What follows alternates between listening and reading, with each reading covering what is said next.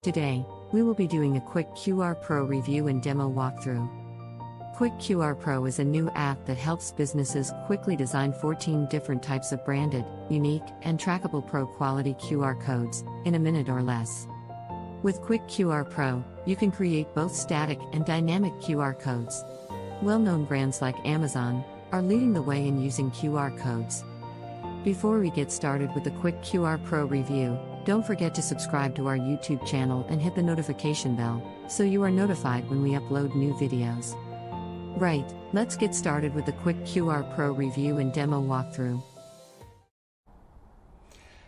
Hi guys, it's Tony and welcome to this quick demo of QuickQRPro. So once you've purchased QuickQRPro and you've logged into your account, you'll be in your main dashboard here. Now, this is a fresh account that I've set up just for demo purposes. So as you can see, I've no QR codes created or saved currently. But once you've logged in for the first time, this is exactly what you'll see. And literally to create your first QR code, all you need to do is this. Just click create. Choose which type of QR code you want to create. It's obviously going to depend on your project, but for demo purposes I'll choose the dynamic option URL QR code.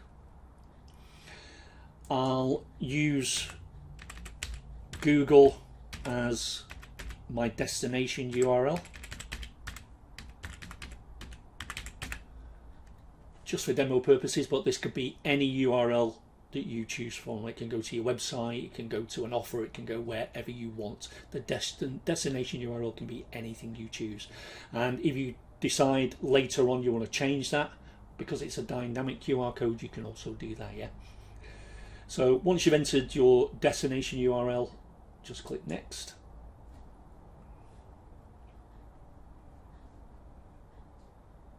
And you're now in the main design editor. And you've so many options to choose from here, guys. Once you're familiar with the software, you'll be able to create unique branded and remember the trackable QR codes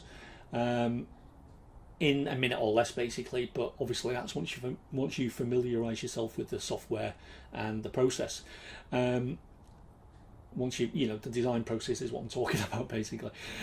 This video is going to take a little bit longer than a minute or so because I'm explaining everything in detail to you the best I can, yeah? So as I say, now you're in the main design editor and you've got a few different options. You can use a solid color, you can use a gradient, lots of different options for your gradient there. You can also use an image. So as an example, if I decided I wanted to use a picture of myself, I can do that. And this can be obviously any picture of your choosing that can represent your business, yourself, your product, your service, whatever. And as you see, instantly you've got I've turned myself into a quite snazzy QR code, yeah? Let's say I don't want an image, so we'll remove that. Let's say I just want, you've obviously got the gradient option, and as you can see, the preview on the right hand side automatically updates as you're going through the design process, yeah? Obviously you've got the gradient option with all these options that you can use as well, or you can use a solid color. Now the software can generate color palettes for you, so you can randomize different color palettes and use one that you feel might be appropriate for your project, yeah? Or you can use a color picker. So let's say I wanted red. I can choose that and it'll update on the preview on the right hand side, yeah? Let's say I just want to go back to white. I can do that. And that's the same for, that's for the fill color. It's the same for the eye external color, same for the eye internal color, and same for the background. Obviously it depends whether you have the background enabled or not. If you disable it, again, the preview is updated. It's not really made any difference on this because there's no color involved, but if you do enable it, you can then let's say I want to make it red, I can do that. It'll update on the preview, and as you can see, looks pretty cool. But I'll turn that back to white for now. You can then select different modules, you can select different finders, you can select different finder dots. A better explanation of what these are you will find in the members area, guys. I'm not going to explain each one of these in detail right now because the demo video will be too long, yeah? But as you can see, you've got lots of different options to choose from regarding your modules, your finders and your finder dots, yeah? We've then got some very cool shapes that represent different niche categories, different niche businesses. We're adding to these all the time, guys, especially we're adding more shapes that represent more local business types, yeah? We're focusing on that. But for example, if you were into e-commerce, if this project was for any, you know, if you were designing a QR code for an e-commerce project or your client's e-commerce project, you might decide you want to use a shopping bag. And again, the preview will update, but for demo purposes, we'll use a circle. You can also choose a frame color, and again, you can randomize color palettes, or you can use a color selector. Let's say I want to choose red again. I'll choose that just for this demo purpose, as you can see.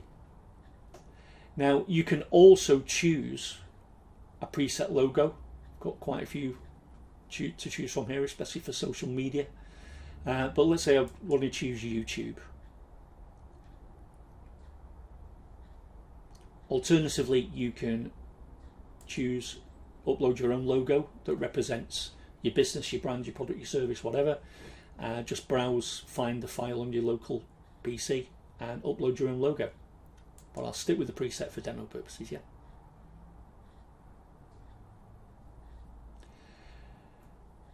Now you can have the logo background enabled or not. If you do, you can obviously choose the logo background color.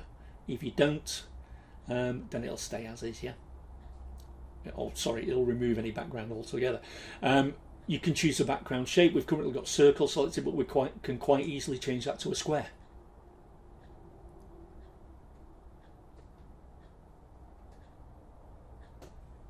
I'll get back to circle, yeah.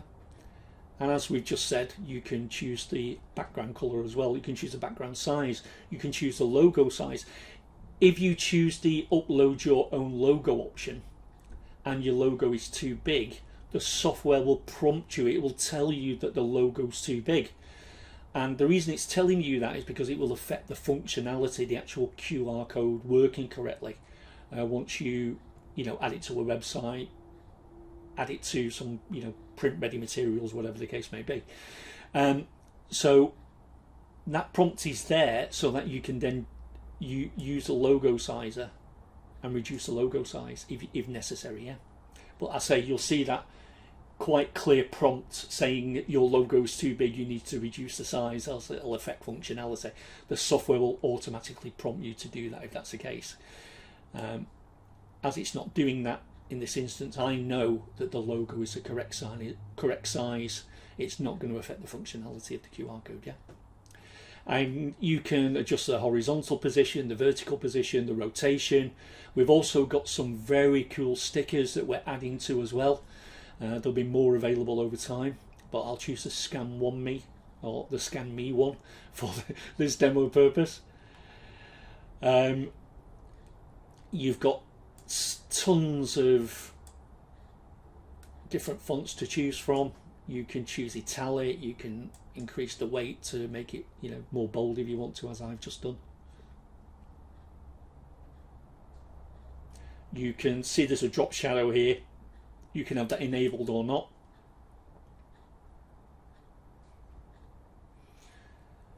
You can change the text to whatever you want. So I'll put visit my website, and you can have the text color whatever you want as well. So let's say I want to change the text to red, and let's say I want to change the text background color to black.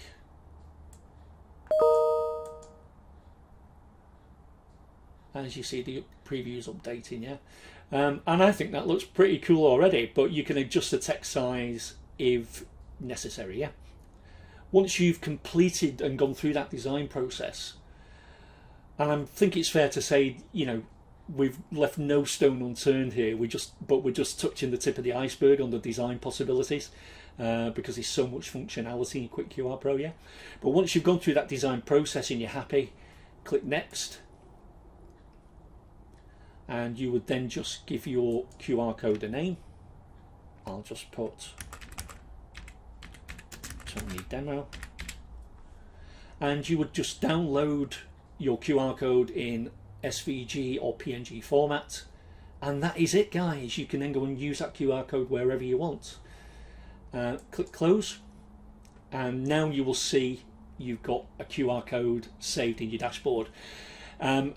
You can edit this going forward if you want to. You can, because it's a dynamic QR code, you can check the stats, you can archive it, or depending on what option you chose for QuickQRPro, whether you chose commercial or pro, you will have the copy function, because once you've designed the perfect QR code, you may not want to start from scratch again next time. You may want to copy that QR code and use it in a future project, and that's what this copy function does. It allows you to basically duplicate, you know, the perfect QR code you've already designed.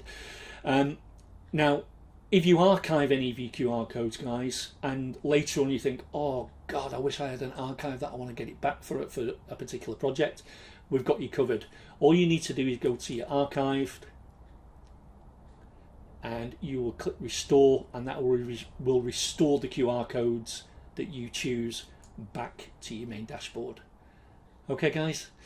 I hope you can see how fantastic QuickQRPro is just from that quick demo, and you know, you've got lots of potential here to use these QR codes on your own projects, offer it as a paid service to your clients, offer it as a paid service on freelancing sites to generate more income. Yeah, the possibilities are endless basically. But yeah, thanks for stopping by to check out the demo, and I look forward to seeing you in the members area, and enjoy QuickQRPro. Bye for now. Thank you for watching this QuickQRPro review and demo walkthrough. To find out more about QuickQRPro, click the link in the description below.